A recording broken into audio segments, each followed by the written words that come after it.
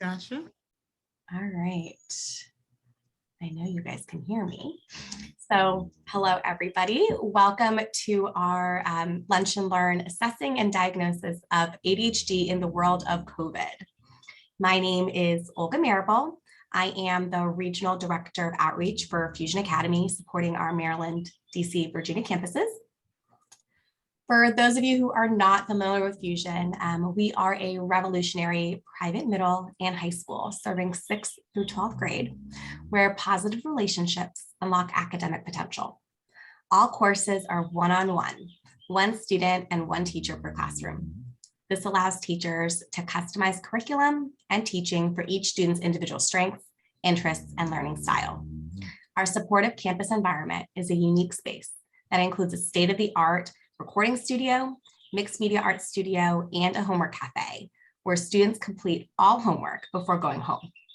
Flexible scheduling lets students enroll at any time of the year and take classes at a time of day that works best for them. We also offer tutoring support, still in a one-to-one setting, with over 250 course offerings and enrollment. And we're enrolling for summer credit recovery, acceleration, and skills camps. We offer a fine balance between academic as well as social emotional support through the homework cafe, social clubs, and activities. We have 7 campuses now in the DMV. This includes our DC campus, Loudoun, Reston, Tysons, Alexandria, Rockville, and Columbia. Before we jump into the presentation, I want to do a little housekeeping. So this is being recorded. Do feel free to turn your cameras off if you don't want to be seen, but always love seeing faces and seeing people we see who we're talking to. And the recording will be sent to everybody. So know that you will get the recording by Monday at the latest. Please keep yourself muted throughout the presentation unless you have a question, because we just don't want to distract the speaker. Your name, you can see your name in this in the Zoom. Please rename yourself to your first and last name. A lot of people have their kids' names or their spouse sometimes because they used your laptop previously. So please rename it to your name so that way if you have a question, I can address you by your real name. The chat will remain open throughout the entire presentation. Please feel free to use it to collaborate, to network, share any information that you would like. We will be moderating it throughout the entire presentation as well. Please feel free to private chat me directly if you want.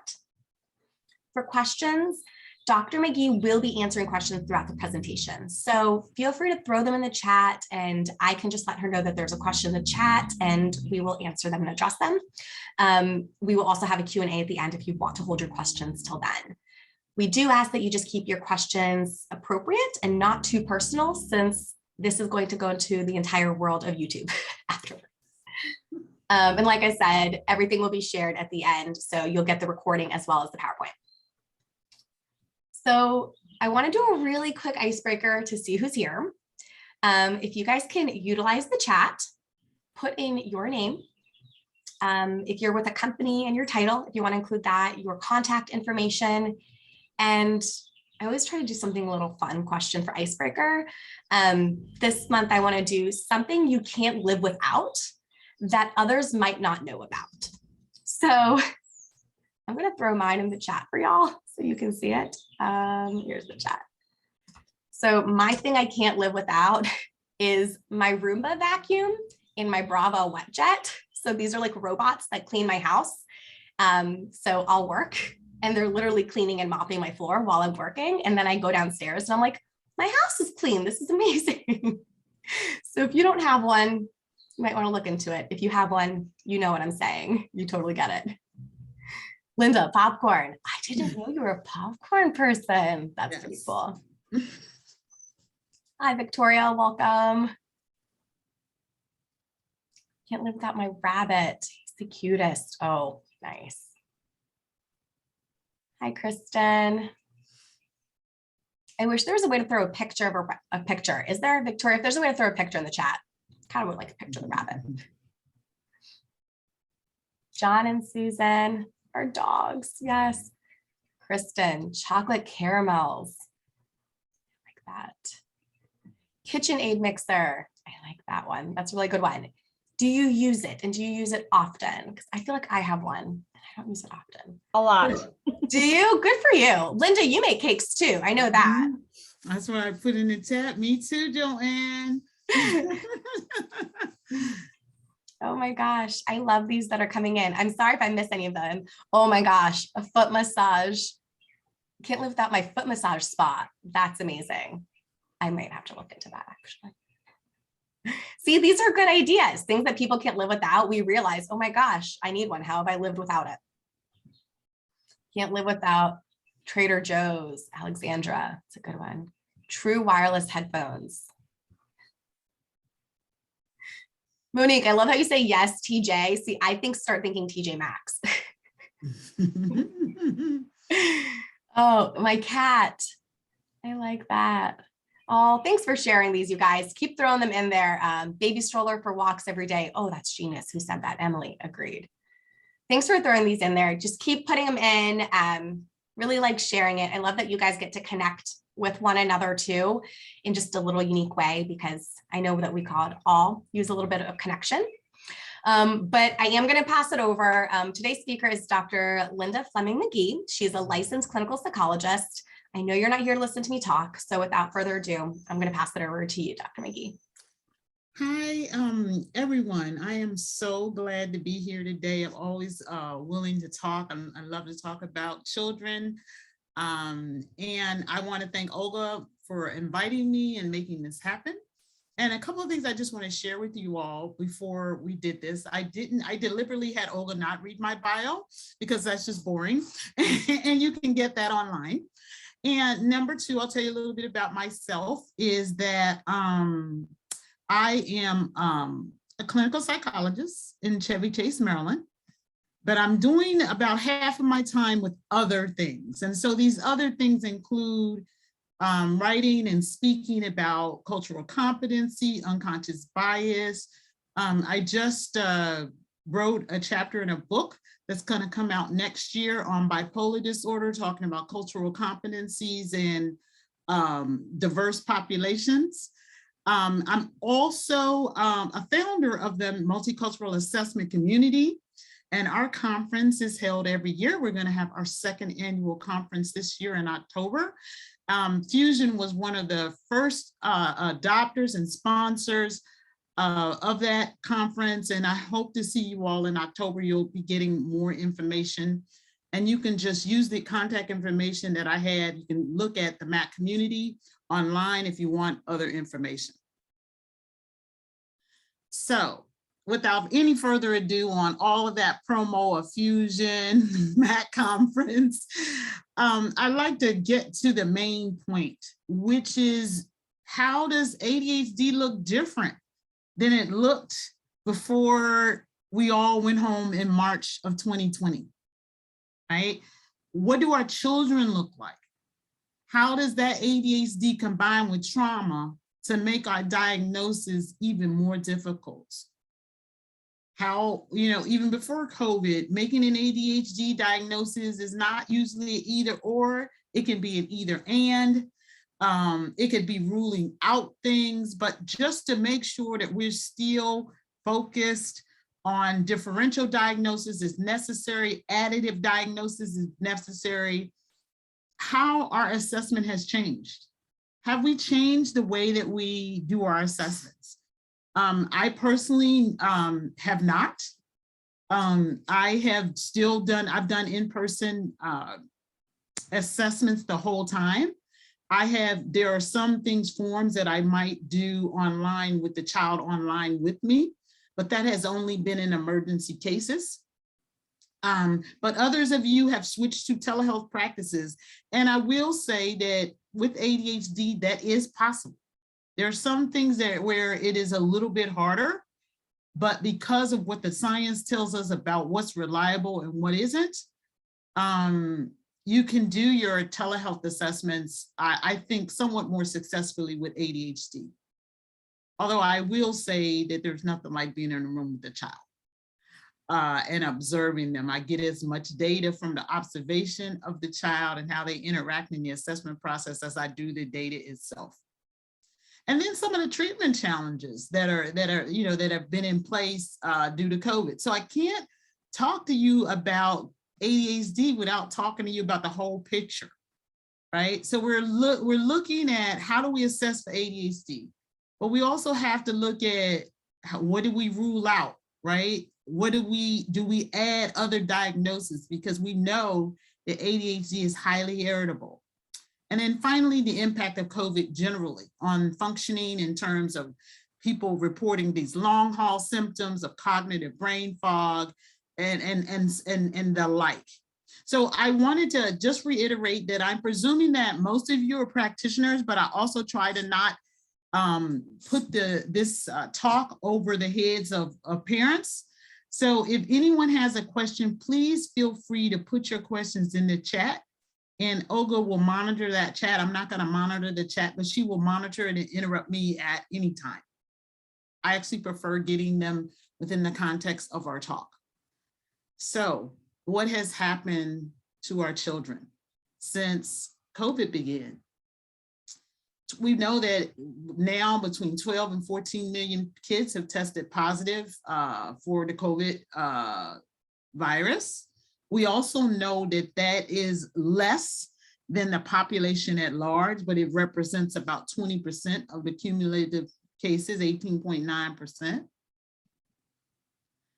The death rate has been relatively low. Like when I did this slide, it was a 795. I now know that that is a little bit closer to 1,000, but given that we're almost at a 1 million deaths, or we probably are at 1 million deaths, the percentage of children have been low that have died of COVID. Unfortunately, most of those children have been children from marginalized communities and from diverse populations. So 75% of those who have died have been Black, Hispanic, or American Indian children. So what we have also learned is that children are reporting and adults are reporting fatigue, headaches, loss of a sense of taste for months on end. And that's just a short part of the symptoms that are being reported based on COVID. Additionally, we've just found out that children are being diagnosed with diabetes at a higher rate as a result of having COVID-19. And one of the saddest stats that I think that they're out there is the loss of caregivers. We now know that approximately 115,000 US children have lost one or more caregivers due to COVID. And that puts us really at the fourth of all populations behind Mexico, Brazil, and India. And I mean, it's truly a sad statistic. Worldwide, 1.5 million children have lost a caregiver. The economic impacts have been felt the hardest on Black and Latino populations, households that make less than $75,000, and single parent households. Now, what is the impact on academics? The studies have been mixed. The first study showed a lot of negative impacts, but now we have most of the studies show negative impact on mathematics. That's pretty universal. We've had 5 studies show negative impact on reading, but we've also had a couple of studies showing positive impacts. So the data is mostly negative, and it's definitely negative on math, because we all know that math really is a product of instruction, and it's very hard to learn online. So we know that our children are now facing academic, being behind academically as a result of COVID. I call COVID the perfect storm. Because it's happening amongst the events that are truly traumatizing. But we have, for our children, changes in their routine, breaks in their continuity of learning, breaks in their health care, missed life events like graduations and proms, loss of security and safety. Families are reporting more housing and food insecurity, increased exposure to violence, because typically violence against children is committed by parents or caregivers or within families. And because children were isolated for such long times in those households, and the increased pressure on those households means that they were subject to more abuse. And so they're having to do life in this backdrop of a very troubling time. We talked a little bit about COVID, but there's also been, again, the loss of routines, the truncated grief processes, because they don't even have the rituals of death and weddings and things that celebrate life's milestones that people typically undergo. We're also doing this in an environment of a lot of racial and civil unrest, police brutality, with the death of George Floyd. I have people that came in around the last presidential election that were reporting election unrest. Before COVID even got started, we were facing a mental health crisis where 1 in 5 children were reporting significant mental health behavioral challenges. And we know that basically of those 1 in 5, only 1 in 5 of those were getting the help that they needed. So we were already facing rising rates of depression, rising rates of anxiety, rising rates of suicidality. With COVID came the highest government reports of all time of mood disorders. So the CDCs and the Census Bureau are reporting that at least a third of the population is reporting anxiety and mood disorders. And frankly, I wouldn't be surprised if that was actually low. So what we also know is that when COVID came along, the mental health crisis got worse. And that's pretty easy to understand when you look at a population that is in its entirety stressed. Hospitalizations are up, drug and alcohol relapses are up, drug and alcohol use are up, eating disorders are up, relapses from eating disorders are up, child abuse reports are up. So we're facing a population that's at the brink. In addition to that, because of the pandemic itself, students were reporting worsening emotional condition. Their parents of younger children were reporting increased mood disorders and stress and pressure on children. And that is matched against not having care because of closures based on COVID. So the Child Health Insurance Program, Medicaid reported drop-offs in 2020 of at least 50% weren't getting the services they were getting prior to the pandemic. This year, anecdotally in schools, we've been getting reports of more panic attacks, more school refusals, and more fights. And so you're welcome to put in the chat what you're seeing in your schools, what you're seeing in your practice in terms of trends with children. Obviously, they've had a loss of contact. They've had a loss of contact with their peers. They've missed key relationships in the maturation process, whereby a lot of the socialization, developmental support comes from being around your peers. And also, school serves another important function. The adults around children often are able to be sort of local parents, right? And they enjoy good relationships in an ideal world. And so the children are missing that nurturing and additional support from the adults in their lives outside of their families. Even though this is not talked about a lot, I always try to emphasize this. We try to turn children into mature adults in terms of this virus, right? So we put a lot of pressure on them to make decisions that would render them more safe from COVID.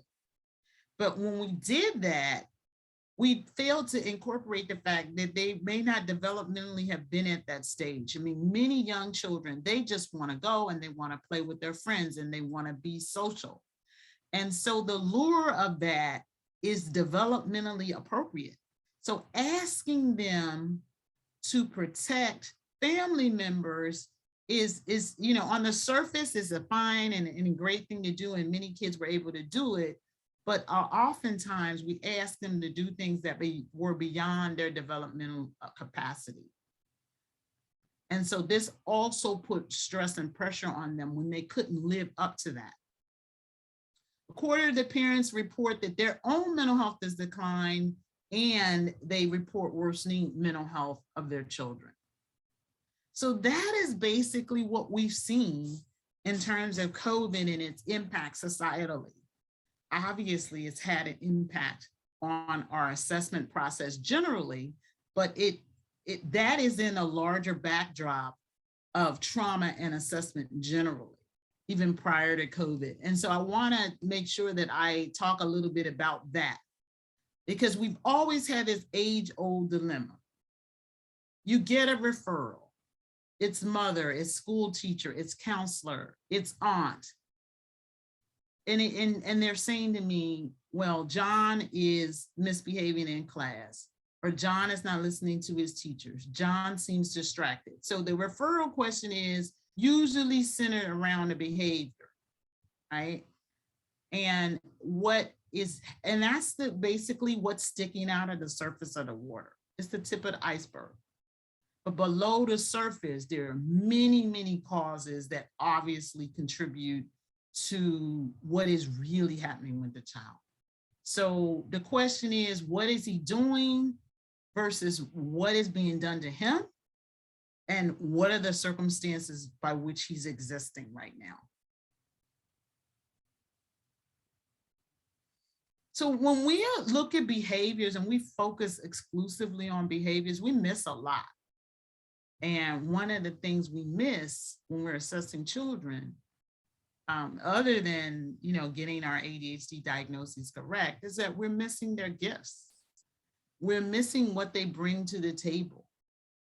We use a lot of models that don't look at strengths. They only look at deficits.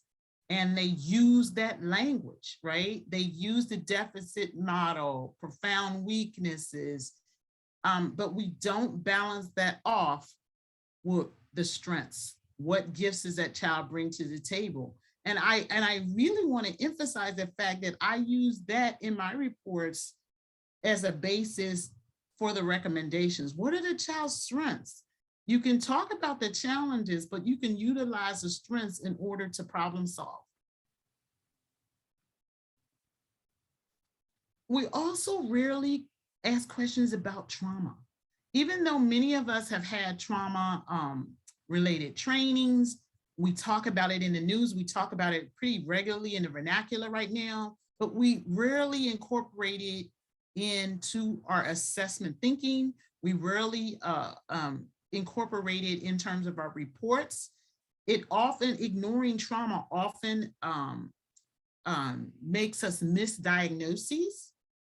And we often end up pathologizing behaviors that are generally caused by trauma. Again, what has been done? What have they done, right? Versus what's happened to them. So what are we missing, right? We're missing a lot of the developmental disorders. Like we already know for a fact that autism is underdiagnosed. It is diagnosed later in minority populations.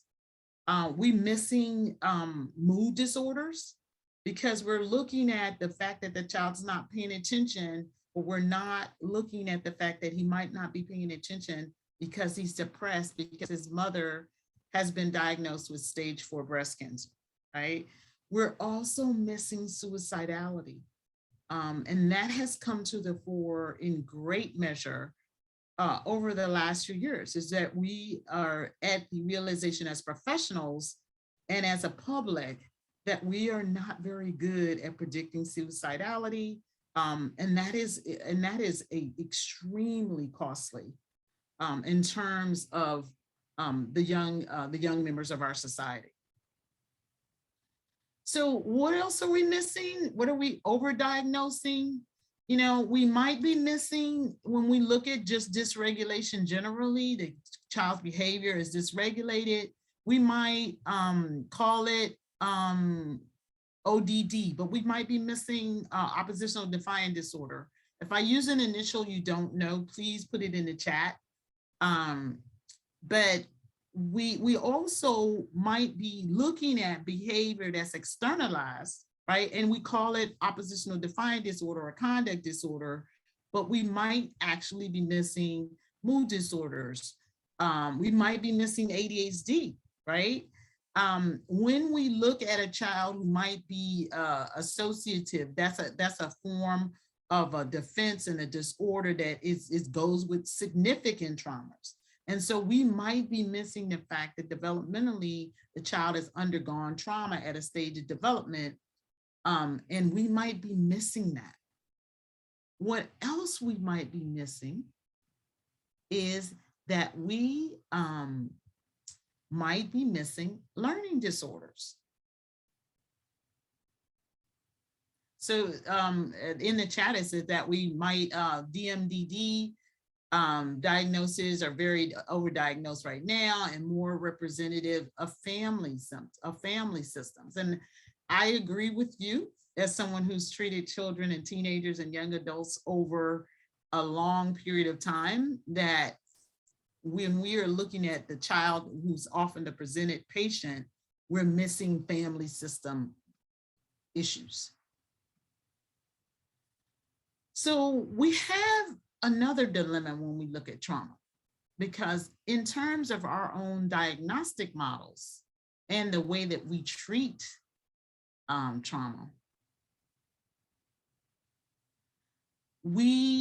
our own DSM has post-traumatic stress disorder. And as you all are familiar with, post-traumatic stress disorders often have to do with situations like being in the military, and that's how those diagnoses kind of took place.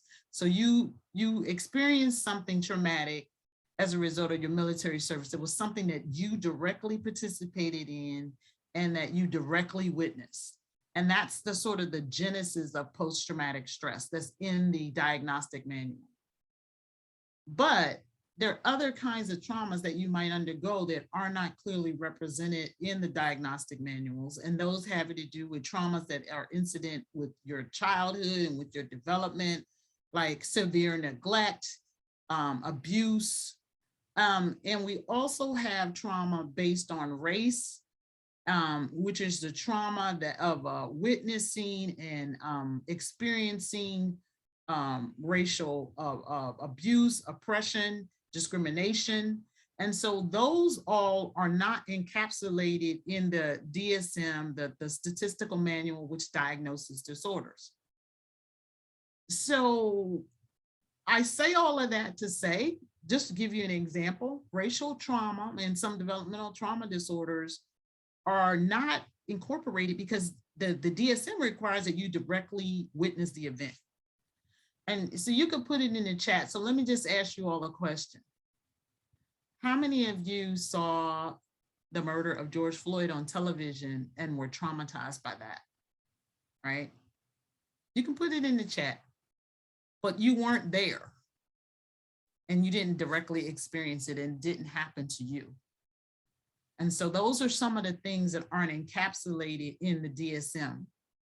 What's also not encapsulated in the DSM is ways of coping with trauma having to do with not just race, but let's say you're a member of the transgender community and you've experienced discrimination and oppression because of that membership. And the trauma is associated with the fact that you are being treated in a certain way because you're in a certain group, right? So, you know, what is not being encapsulated there is that in traditional trauma treatment, the methods of dealing with trauma based on being a member of a transgender community or racial trauma is that you're trying to get to cope with them. And so traditional trauma treatment has to do with coping, as opposed to some modern racial trauma, developmental trauma, and trauma based on LGBTQ is based on not just coping, but also based on justice and seeking treatment and fair treatment, justice, and not retribution, but fair treatment, right? So there's a justice element to trauma treatment that is not encapsulated in the DSM formulation and treatment and diagnosis of trauma. So I talked a little bit about racial trauma before, but I want to now shift our focus to executive functioning. We've laid the backdrop of what is happening in the country vis-a-vis COVID. We've laid the backdrop about how this is a perfect storm surrounding executive functioning ADHD. So now that all was sort of a prelude for me talking about executive functioning disorders. It was long-winded, but it was a prelude to talking about how these things all can kind of fit together. So according to Joy Isquith and all, executive functioning is these distinct and but often interrelated abilities, and they have to do with goal-directed behaviors. So you need to, if your goal is to get a PhD, if your goal is to tie your shoes for the first time, you need to have goal-directed behaviors, right? So you need to start it, you need to plan it, you need to organize it, you need to organize your materials, you need to finish it, check it, and turn it in, right? So some of those things are encapsulated. You also have to inhibit your emotions, and you have to tune out your mother in order to get things done. You have to be able to shift.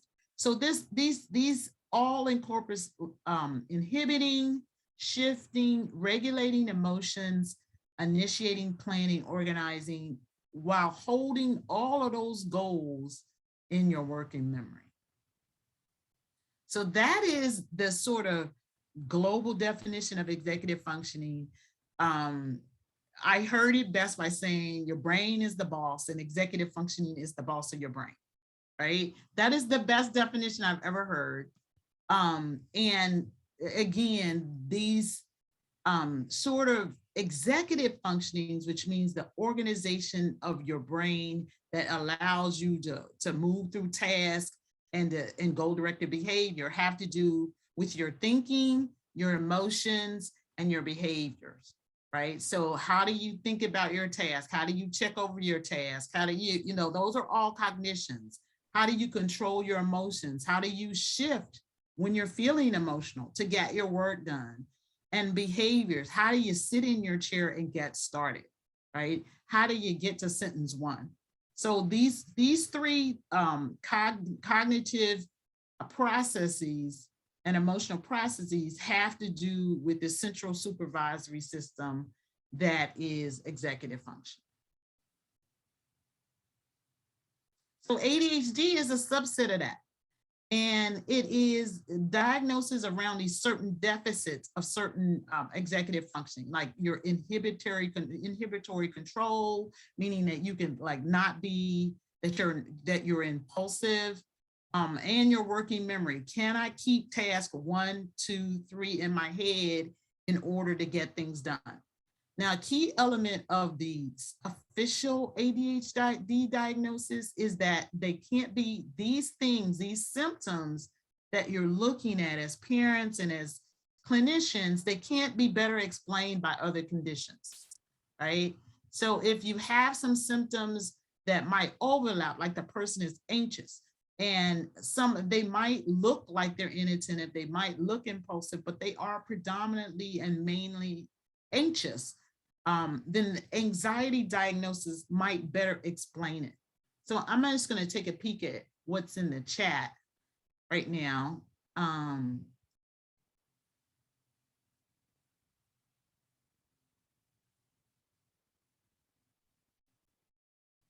Okay.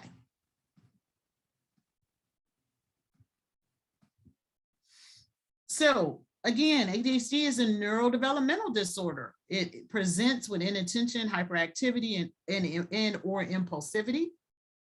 And there are 3 types, again, in the code, in the DSM-5, predominantly inattentive, predominantly hyperactive, impulsive, and combined. So the combined type is inattentive and hyperactive, impulsive. Now, as between the hyperactive and impulsive, it could be either of those. So when you say predominantly hyperactive impulsive, it could be basically all hyperactive, or it can be primarily impulsive. And again, here is the DSM-5 criteria for ADHD. You all probably pretty much familiar with it. You have to have five or more of each of these categories. And the onset has to occur before 12 years of age. The time span that they've existed has to be over 6 months, and it has to be noticeable in more than one setting. So school and home being the two that are generally used. Finally, it has to impact the person's social, academic, or occupational functioning. Again, the criteria is there that it has to not be better accounted for by another mental disorder. So you could just sort of take a look at them. Does not seem to listen, avoid sustained mental efforts. On the impulsive side, talks excessively, always on the go. It used to be in one of these criteria as if run by a motor, right? So I have a question for you all, and you can put it in the chat. Are all executive functioning difficulties labeled ADHD? Are all executive functioning difficulties ADHD? And can you have some executive functioning difficulties that are not ADHD?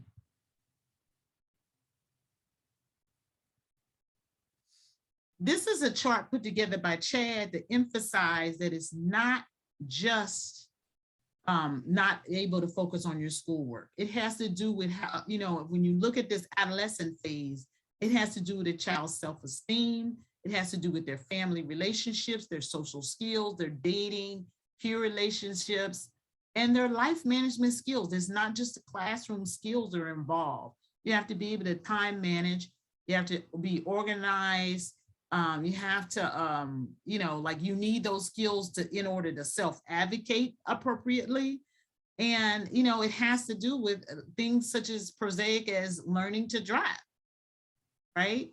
So we're not just talking about schoolwork. Like a lot of times when I've had kids who've been successfully treated for ADHD, they're able to perform better on sports teams, play their musical instruments better. They're able to socialize better with their peers because they walk up to a group and they can now organize the communications that are both verbal, nonverbal, subtle, nuanced, blunt. They can distinguish between those because they have increased capacities at executive functioning.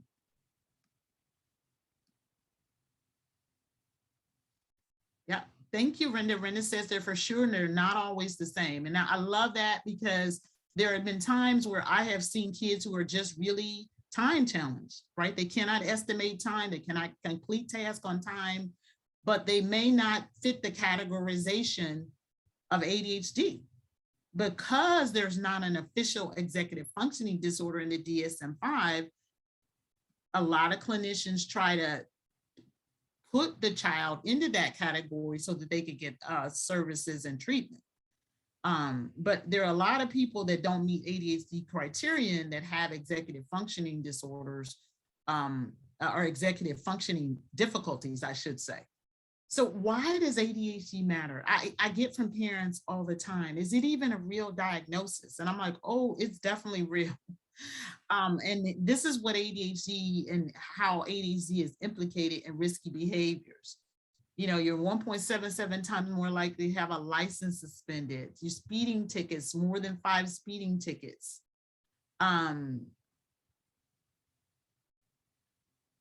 Mary, that's a great comment. It even gets scary. Sex by 15, 2.18 times more likely with ADHD than not. Driving intoxicated. One of the huge problems, the practical problems that parents bring to me and to you is that the kids can't drive, or their kids are having so much trouble with driving because they have poor executive functioning. So Joanne says, I use executive functioning deficit or attention and concentration deficit procedural codes. That's very, very good. Very, very on top of things when they don't completely fit ADHD criterion. Joanne, people also use like mild neurocognitive disorders, or they may be phrased differently depending on whether it's the DSM or the ICD 9s or 10s, excuse me.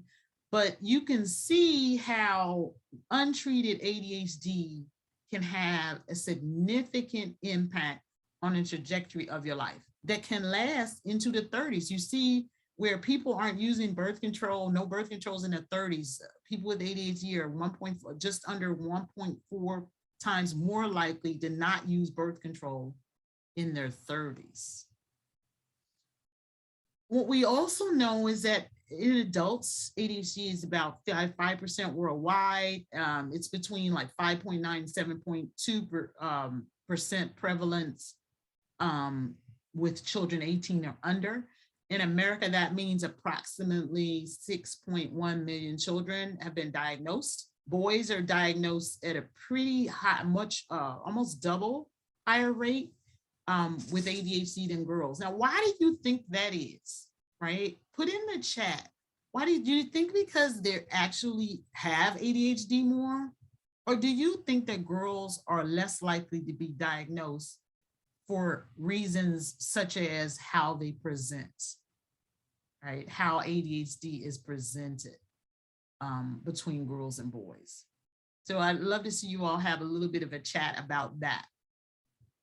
We know that we're getting more adults coming in to be looked at. And the reason why we're doing it is because the symptoms tend to last into adulthood. And it shows that people are having, I have a lot of people report differently, report that they're having work issues and relationship issues. And a lot of that has to do with executive functioning. So in the chat, we had a good discussion about how it presents differently. Boys tend to act out more. Girls tend to act out because they don't have as many, girls don't tend to have as many behavioral problems. Brenda talks about social conditioning, which is a very good point about how girls might be conditioned to not misbehave more.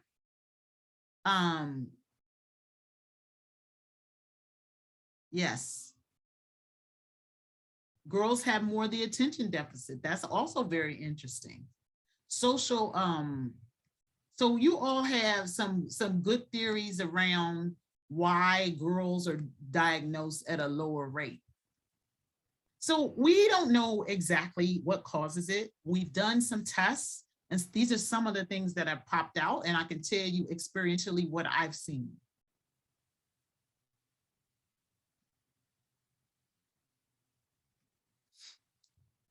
Excuse me, these computers are slow today. We've looked at prematurity, that has been found in studies to be a key connector with ADHD, primarily because of low birth weight and inflammation. Those of you who've heard me talk about inflammation and trauma, inflammation is associated with a lot with negative disease outcomes and prognoses. And they also think that this prematurity has to do with cell death that they've noticed in prematurity, and that also alters the cortical structure. So what we know from our knowledge of the brain is that a lot of executive functioning comes from the cortex. Perinatal hypoxia, which is lack of oxygen during the birth process, is also a key contributor. A shortness of this, I'm not even going to try to say it, DHA, which promotes proliferation and neural differentiation of neural pathways. Exposures to heavy metals has also been associated with mercury, lead, and either very high manganese or very low manganese is associated with ADHD. I have seen in my practice ADHD associated a lot with lots of ear infections. I've seen it also comorbid with a lot of things like strabismus and other diseases. So unfortunately for us, and ADHD travels a lot with other things. So be on the lookout for the and question. right? Not necessarily differentiating out, but does the child meet criteria for both things? How is it treated? Conventionally, medication, therapy, behavior parent training, attention training, and that includes things like mindfulness. That also includes things like that are design programs that are designed to help children pay more attention and remember more. The data is mixed on the efficacy of those specific task related, whether that's generalizable to being able to improve your memory and attention overall, or is it just improvement of your performance on that particular thing that's being sold? Non-traditional approaches. So when I first started diagnosing ADHD, I kind of stuck to the what tradition says, which is medication and organizational help and therapy. But now I am a firm believer in telling parents that to experiment around. Every child, every person is different. And if you can find some dietary connections and things that you were doing that you can stop doing or you can add that might help. But what we have found is that zinc has helped. Zinc has some studies that say that it might help. Exercise has been shown to help in some circumstances.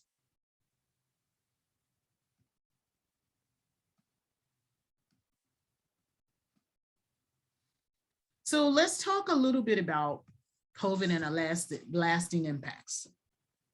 So you all are all familiar with the fact that it's so funny gathering for this talk. I actually went on really late last night. The data is that late breaking. I actually have studies in here that are from May of this month.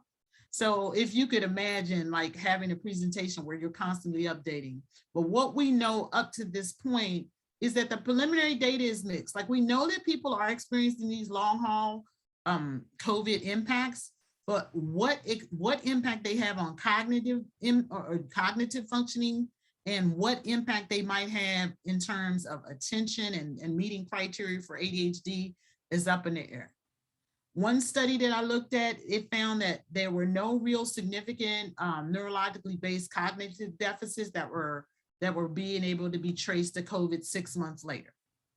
But then there's another story that they did in Britain, another study that they did in Britain that said that found over a large amount of samples is that they found that this reduction in gray matter and thickness in the orbital frontal cortex, and they found more tissue connected with olfactory cortex. So that might have something to do with the fact that people's sense of smell is distorted or disappears or stays gone.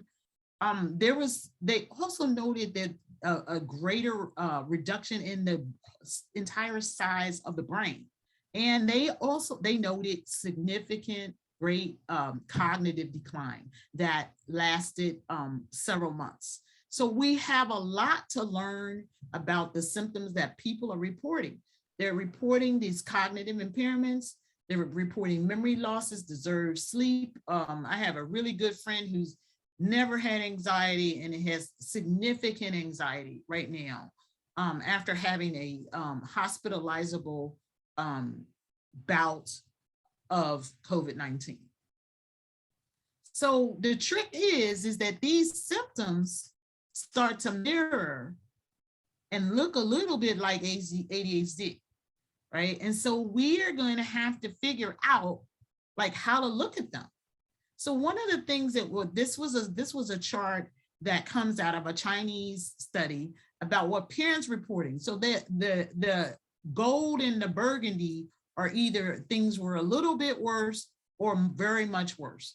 And so you can see in the area of attention, you can see in the area of anger frequency and a little bit about inability to follow routine, where parents are reporting, the trend lines are that they're reporting that these things have gotten worse if their children has had a bout of COVID. So one of the things that we also have found is that it seems like that one study showed that people with ADHD were more likely to get COVID. and experienced greater COVID symptoms and were more likely to be hospitalized, right? So the question is there something about ADHD that makes people at higher risk for having deeper symptoms, harsher symptoms, and being at higher risk for long haul COVID? So a research done by Shaw and her colleagues found that people during the lockdown had increased activities, just more children who were already diagnosed with ADHD had even more increased activity, more disruptive behavior, and were more irritable. Also, signs of inattention and oppositionality were increased.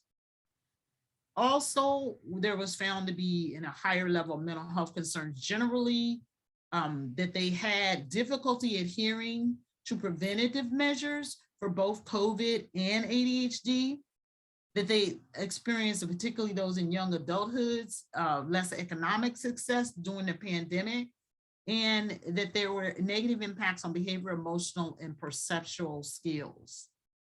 Children with ADHD suffered, like others, with social isolation, motivational difficulties, difficulty managing boredom, and engaging in online activity, all of which pretty much tends to track what we've seen in our own client population.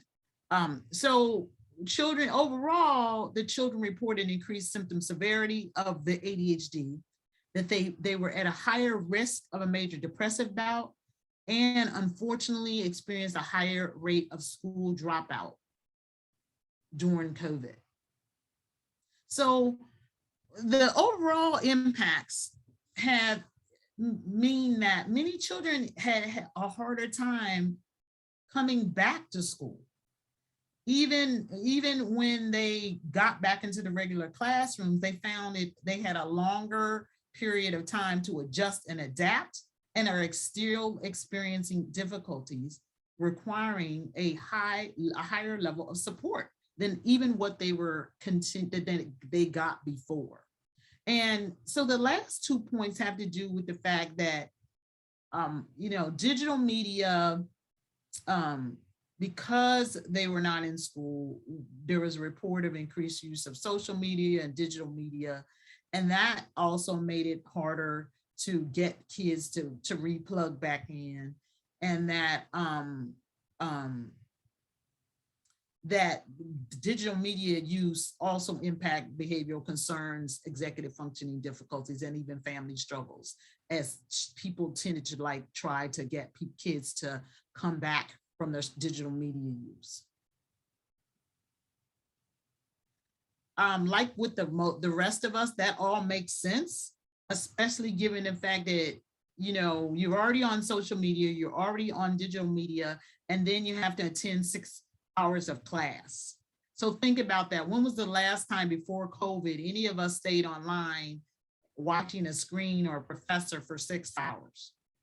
And it becomes clear why the children struggled during COVID. So I want to turn our attention to how do you diagnose this? How do we diagnose ADHD? How do we diagnose it given the fact that some people had COVID and some people didn't? How do we look at ADHD differently? So there's a lot of different scenarios. I try to break it down because this is a really complex question. So you have individuals who had ADHD before COVID, but it wasn't diagnosed, right? But their symptoms became more obvious during the environmental pressures of COVID-19. So they presented to your office, or they presented to your assessment, or as parents, you were aware of the fact that something is up. The person had ADHD prior to COVID and their symptoms worsened during COVID-19. So they were diagnosed with COVID and their symptoms worsened. So they had ADHD prior to COVID, the person caught COVID-19, and they're reporting separate cognitive problems, right? That may or may not have to do with worsening the ADHD. And then you have people that didn't have ADHD by all accounts, but they caught COVID and they're now reporting cognitive and attentional problems. All right. So all of these scenarios have to be studied and researched, and we don't have a lot of data yet. So that is the point. So within that framework, we start to look at how do we do our assessments generally, right? And this is the model for services for school psychologists. You could use, a lot of people have models like this. This is just the one that I selected. And this is the NASB approach to assessment that is true for clinical psychologists and other people that perform, neuropsychologists and other people that perform assessments, right? You have to know your assessment methods and you have to know assessment models. You get data from more than one source. You take the data, you put it all together, and you don't use one independent or one outline piece of information in order to make a diagnosis. You consider the world around the person, ecological factors. You use the assessment elements and the ecological factors to understand what the child's challenges are, and you create a plan to address those problems. And that has to do with academic, behavioral, and emotional concerns. You measure the progress, and then you take what happened, you modify your approaches, and you do your best to tailor what you've learned into the best possible intervention, and obviously into the best possible outcomes. We want to make sure that if it's mainly on a disorder other than ADHD, that we call it that way. And that means that we need to really look at mood disorders, learning disorder, trauma-based disorders. We need to look at autism spectrum.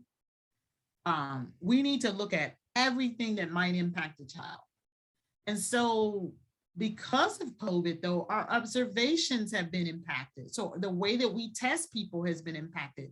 We're not necessarily doing everything in person. Some tests are not easily transferable online. And we've had various states interpret the need for services in a different way during COVID because services weren't allowed to be, weren't provided in a way that were consistent to special education laws, even though they were still required. We also know that, as I said before, some of us moved to teleassessments, and there were elements of a competent assessment that you can do online. You can still do questionnaires associated with ADHD, executive functioning behaviors. You can either send paper copies and have the mother supervise or the father supervise. What I have done is that I try to have the child complete it on their screen while I'm watching them on my screen in the cases that I've done it that way. You can use Zoom or your practice provider software to conduct clinical interviews. So there are other ways that you can perform a competent assessment online. There are other assessment measures that are doable online. Like I understand that there's a couple of CPTs, which is a continuous performance test that are available online, and other executive functioning tests that are doable online.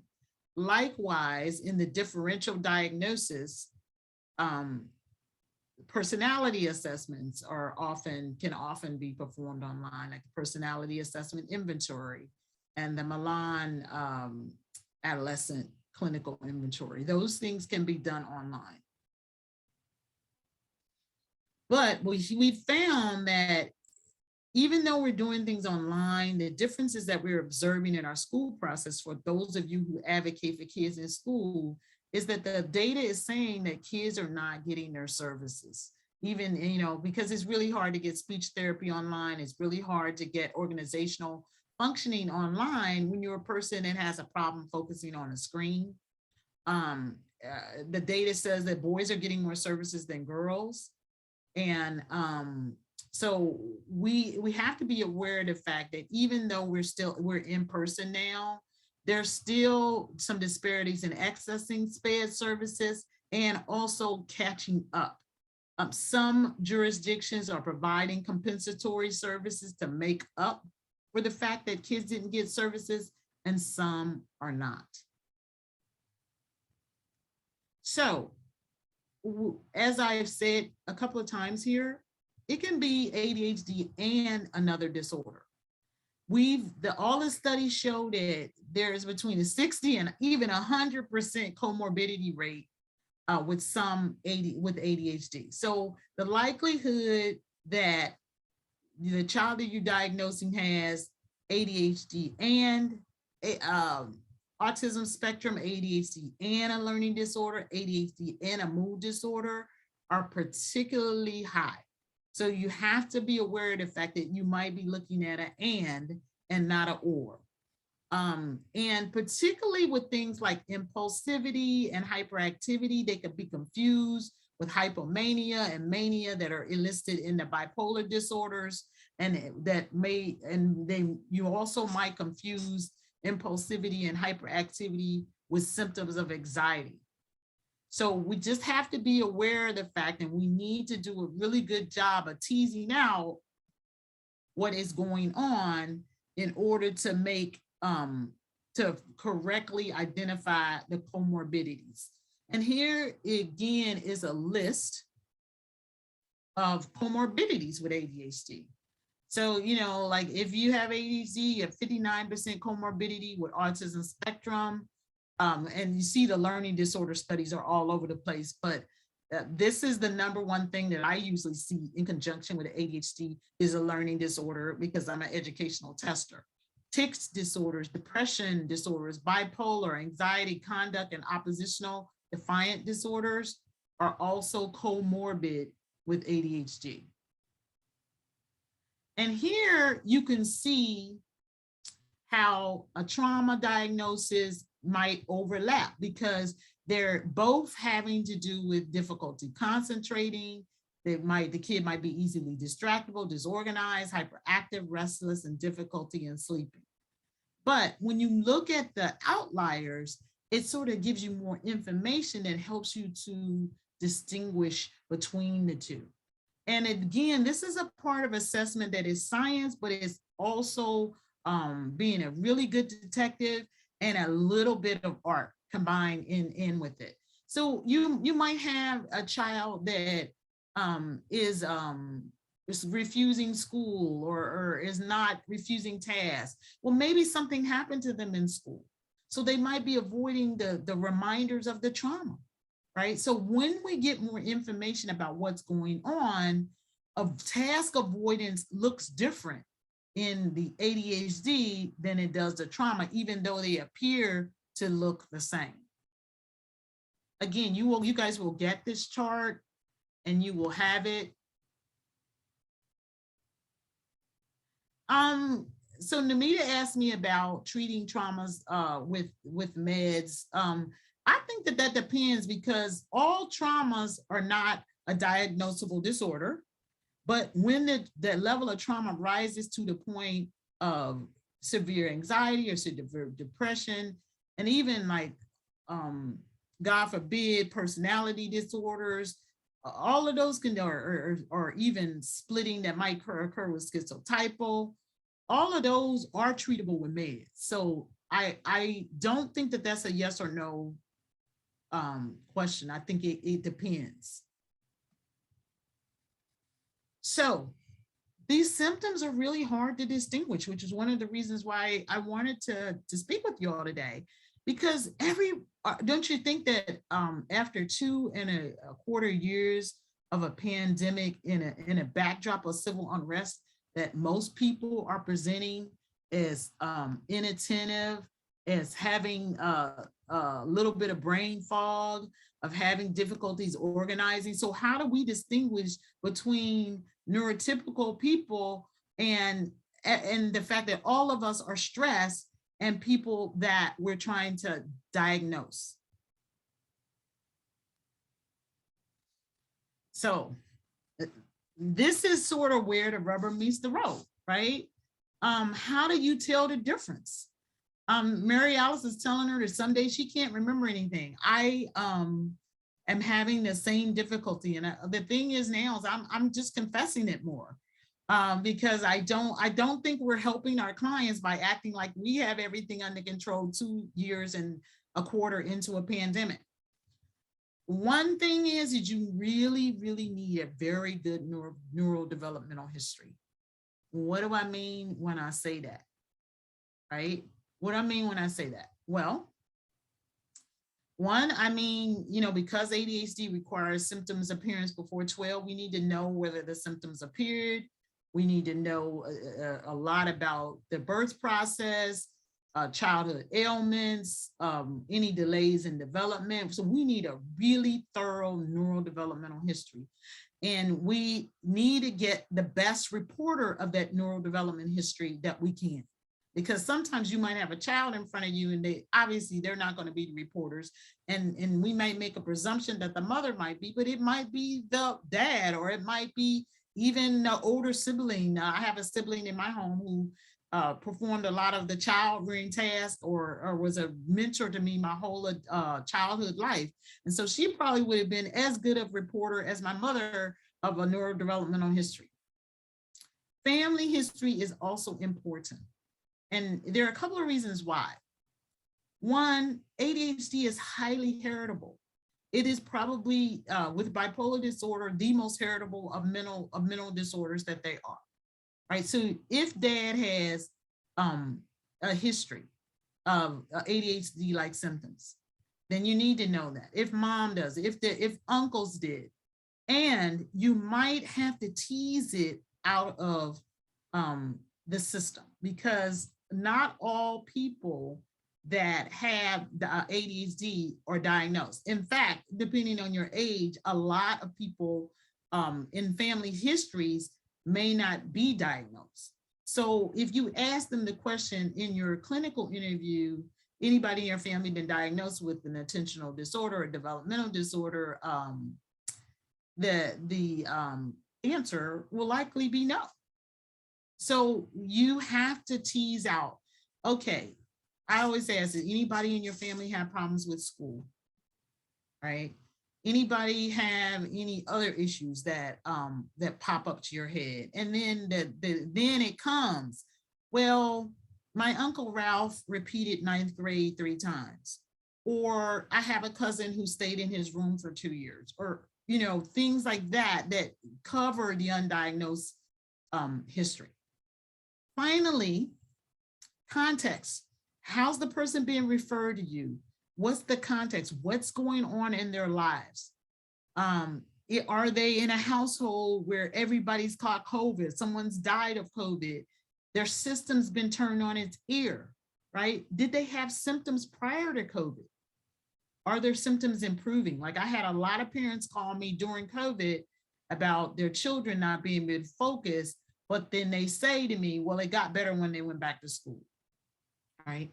If the child is getting really better, or is basically doesn't have the same symptoms once they go back to school, then that's a good indicator that you might want to look elsewhere other than ADHD. What is the trauma history, right? How can we figure out what's going on with the child's life? And I'll talk a little bit about this later, but there are the ACEs, adverse childhood experiences form. There are trauma worksheets, trauma inventories all over line. The University of Connecticut has a racial trauma index that you might consider. And to ask people about their COVID trauma. What's their experience with COVID? What's their own personal experience? What were the symptomatology? What are the side effects? What happened? Then you want to know how and when the symptoms, and when I mean the symptoms here, I mean the ADHD symptoms appear, right? So these are some of the things that you can use to help you to distinguish it. How do you do that in terms of your testing? You want to have a very good structured or a very good clinical interview. Trauma, and always emphasize to people that are just beginning to do ADHD evaluations, a good structured clinical interview comes in very handy. you will likely need to look at trauma, right? Pfeiffer just came out with one that's being used in schools that he's doing a lot of work around, and I've seen some signs of it being helpful. Awareness of trauma in marginalized groups, right? So you want to be aware of trauma in marginalized groups and how that might look different, right? You want to have a very good mood disorder screen. And some of those that I use are personality assessment inventory. I use the MMPI sometimes. When it's a clinical population, I use some Milan inventories. You also, if you suspect of the things that have to do with communications and other areas that might be related to autism, the spectrum, you might want to have screening mechanisms for those. You look at if the person is elevating mostly behavior and emotional skills, as opposed to like the cognition, the planning and organizational, the cognitive related skills. So if a person is basically just elevating the behavior and emotional skills, then you want to look toward another cause other than ADHD. Avoid over pathologizing measures. In some communities, clinicians tend to use measures, tend to over pathologize African Americans, for example. So you want to really avoid measures that are designed to over pathologize. Some of the Milan surveys are connected to clinical populations. They're normed on clinical populations. So you want to avoid using those, particularly with various populations, and you really want to be careful with those that are just normed in clinical settings. Sometimes I will, there's a big raging debate about the utility of a lot of ADHD tests and executive functioning tests other than questionnaires. I didn't want to get into that today, but what I do is I use some measures in order to see if my child is being consistent in their response patterns. I'm not necessarily taking the measure at face value, or I'm not using it to diagnose ADHD, but I am using it in order to see if they are answering consistently. And if they're not, why not? Right? Is it malingering? Is it the general level of psychopathology, dysregulation? So I use measures to help me figure out if the person is presenting a cohesive symptomology, right? And again, I want you to all just be aware of the fact that, diverse populations might look differently and might require one to alter instruments.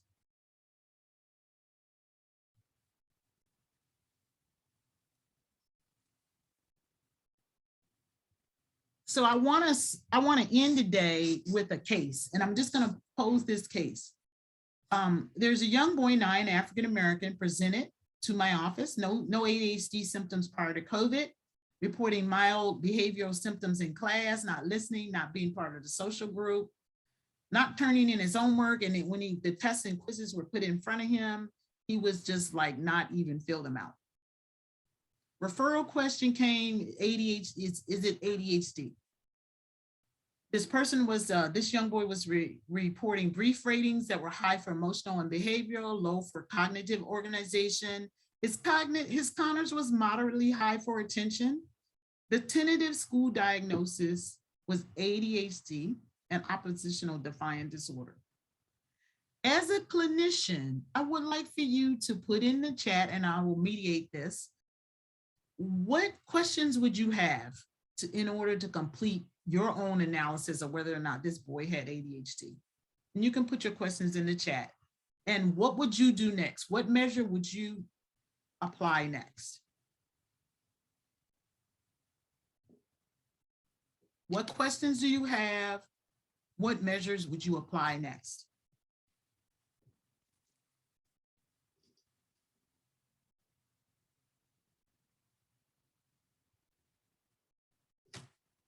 Anybody? What other questions would you want to, what else about this boy would you want to know?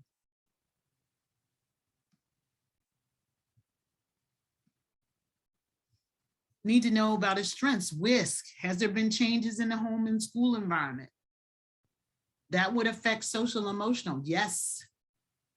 Yes, Ms. Sullivan. Anything else? What else would you administer? Anxiety. You want to know about his level of anxiety.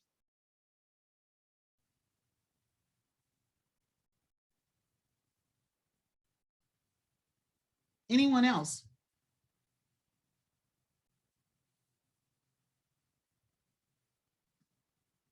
So I want to conclude by saying that how he presented in other environments, very good. Trauma history, awesome. Family dynamics.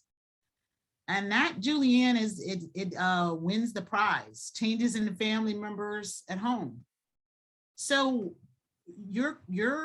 what ended up happening in this case was that this young boy presented and told me that he thinks he gave his grandmother COVID and the grandmother died.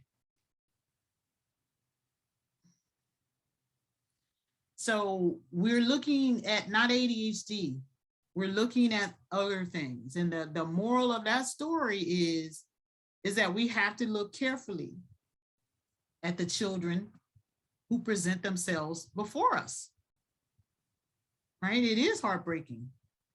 And we have to be thorough in the calls that we make, right? I'm a firm believer in making the calls, but we have to be very careful about the calls that we make because they impact the trajectory of our children's lives. So that was a lot, and you will get these slides. But I kind of wanted to give you a general overview of not just ADHD, but ADHD in this backdrop, how difficult it is to separate it out. My email is on this slide. I'll put it in the chat. I have a speaker site, lindamcghee.com. Dr. McGhee and Associates is my practice site, and I'm on most social media under my name, Linda McGhee or Dr. Linda McGhee. And with that, I have time for a couple of questions. And Olga, are you there? But yeah, we have time for questions. And if you want, you can just unmute yourselves and ask them, I believe. If Olga is there and you guys can unmute yourselves. Yeah, go for it. I know there were 2 questions in the chat. Namita and Laura Goldstein. I just want to make sure those 2 were answered and addressed for you guys to your liking, to make sure that those weren't outstanding first. Okay.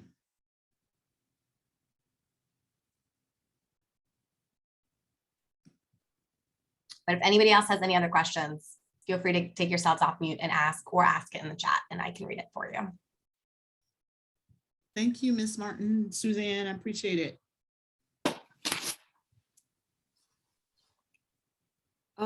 Hi, this is Namita. Can you hear me? Uh-huh.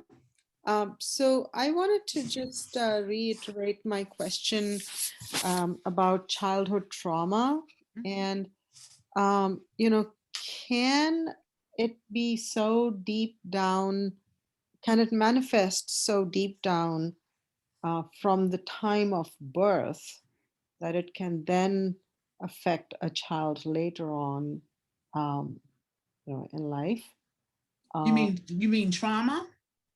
Yeah, the trauma of abandonment, the trauma of loss. Yes, intergenerational trauma. Where the mother might be or the family structure might be traumatized. I definitely am a big believer that a child could carry that from very, very early on. And it can manifest or overlap or come out as ADHD symptoms later on in life. I see a lot of kids that present. When I worked in a charter school one year, I saw a lot of ADHD diagnosis and very little real ADHD, or ADHD that was diagnosed where the kid met criteria, but they were also traumatized.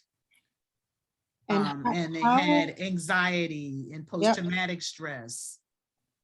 And how is that treated? Because obviously that's something that the child doesn't even remember. I'm talking about an adopted child and who was abandoned at birth and, has gone through a miserable. For that particular case, I think that is treated a lot with people that work with attachment and know how to work. I mean, that's a very specialized area. Yeah. There are also people that specialize in working with trauma. And it's a deep work, and it requires a really good relationship between therapist and client, but it's ongoing. I see.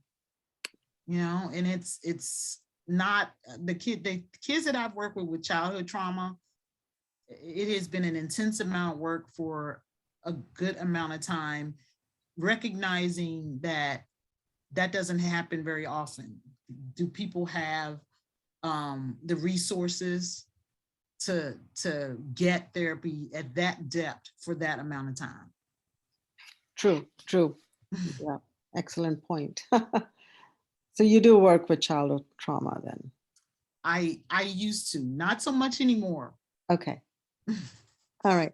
Thank you so much. How can we support children as professionals who aren't? I wanted to back up just real quick on Namita. Okay. If anybody in this chat knows a resource for Namita for that specific area, please feel free to throw that in. Just want to be able to provide that support if needed. Yes, thank you. Appreciate that, Olga.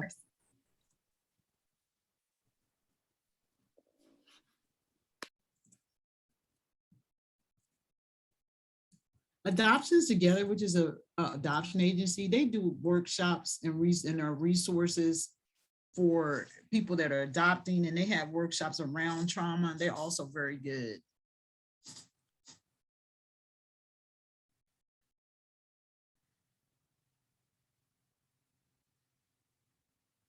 Do you have, Olga, do you want to read your I was gonna say, Liliana asked a question. How can we support children as professionals who aren't clinical service providers? Children as professionals. Oh, you're not a clinical service provider. I think one of the things that was wonderful about working in schools and working in environments is to really be in community with kids. A lot of the kids, when you're in community with them, you share their interests, you're cheering them on, you're nurturing them. You know when to call in the counselor. So you have some idea about when their bad days are. That provides a very big function to kids, because there are a lot of kids who don't have the resources at that given time to go into therapy, or may have reasons why they're not there, but they still need nurturing, they still need direction, and for people to be conduits to them until they can get care. Mary Alice Silverman put some adoption resources in the chat also for those that were asking about that. And then John and Susan asked a question. Can you define trauma? Can someone be traumatic for one individual that may not be traumatizing for others? Can something be traumatic for one individual that may not be traumatizing for others? The answer to the second question is definitely yes. Trauma is internalized to the individual. And it's an event that happens that causes mental distress to the person that is experiencing them, and people experiencing them differently. It's also impacted with how you're raised, how you're socialized. And so people metabolize trauma differently. And sometimes my thought is that it's chemical. It has a lot to do with biology and how what features you came on this earth with, right? The ability to withstand trauma. And some people, through no fault of their own, are more susceptible to absorbing more trauma in a negative way. And you see that sometimes with kids where you see kids that just sort of like the blow really hits them hard. Meaning like if they get rejected by a friend or something like that, it's just something that they just really, really feel deeply. And some kids can just be like, oh, I'm fine 5 minutes later, or, and they can withstand more.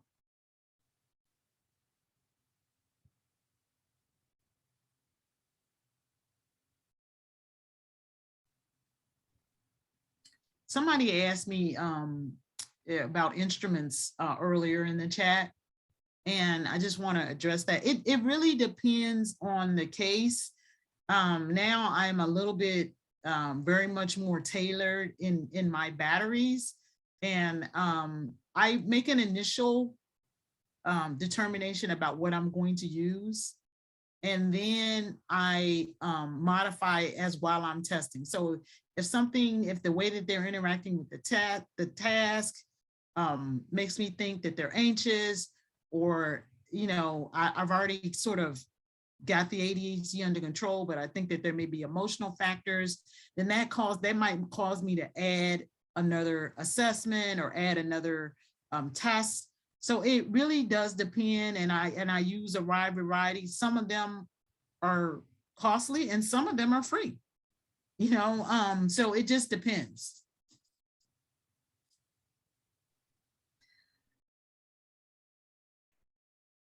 I am not currently doing any research. I just currently finished a book chapter on bipolar disorders in diverse populations, and I am taking a break for the summer, but I plan to work on multicultural assessment book at some point in time. Well, I know we're at time, so I want to thank everybody for spending your Friday with us, for your wonderful questions. This was a really engaging group, so I do appreciate it. And Dr. McGhee, thank you for your time, for your knowledge, your expertise. As always, it's such a pleasure to have you. Thank you for always supporting the community as you do. And I hope all of you have a wonderful weekend. And please be on the lookout. The presentation, Dr. McGhee's contact information, everything will be sent over to you guys by Monday at the latest. Take care, everybody.